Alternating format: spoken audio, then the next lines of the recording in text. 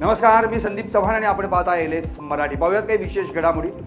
भारतीय झेंडे लावून होर्मुझच्या सामुद्रधुनीतून तेलाचं जहाज मुंबईत दाखल.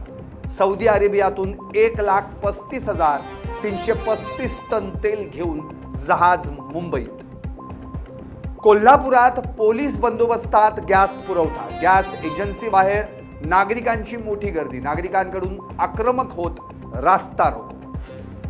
धाराशिवमध्ये गॅस सिलेंडरची अंत्ययात्रा काढत काँग्रेसचं आंदोलन. सुरत चेन्नई महामार्ग आणि रेल्वे प्रकल्पांच्या शेतकऱ्यांना योग्य मोबदला देण्यात यावा, आंदोलकांची मागणी. देशभरात गॅसचा मोठ्या प्रमाणावर तुटवडा. जालन्यासह इतर ठिकाणी नागरिकांचा इलेक्ट्रिक शेगड्या खरेदीकडे कल. बुलढाणा जिल्हाधिकारी कार्यालयासमोर उपोषणकर्त्यांची तब्येत बिघडली. प्रशासन मात्र शांत. 21 महिन्यांपासून वेतन रखडल्यानं आंदोलन. कुंभमेळ्यात सर्वांचं लक्ष वेधून घेणाऱ्या मोनालिसानं मुस्लिम बॉयफ्रेंड फरमान खान सोबत केलं लग्न. मोनालिसा आणि फरमाननं घरच्यांच्या विरोधात पळून जाऊन लग्न केल्याची माहिती.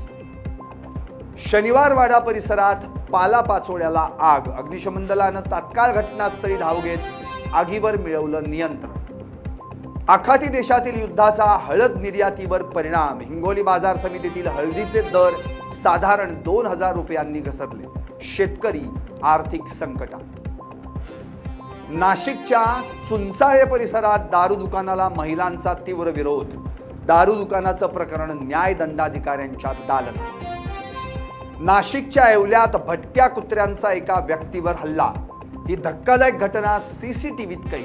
नगरपालिकेनं कुत्र्यांचा बंदोबस्त करावा, नागरिकांची मागणी. या अशा विविध घडामोडींसाठी पाहत रहा एलएस मराठी. सत्याच्या पाठी, बातम्या सर्वांच्या सर्वांसाठी.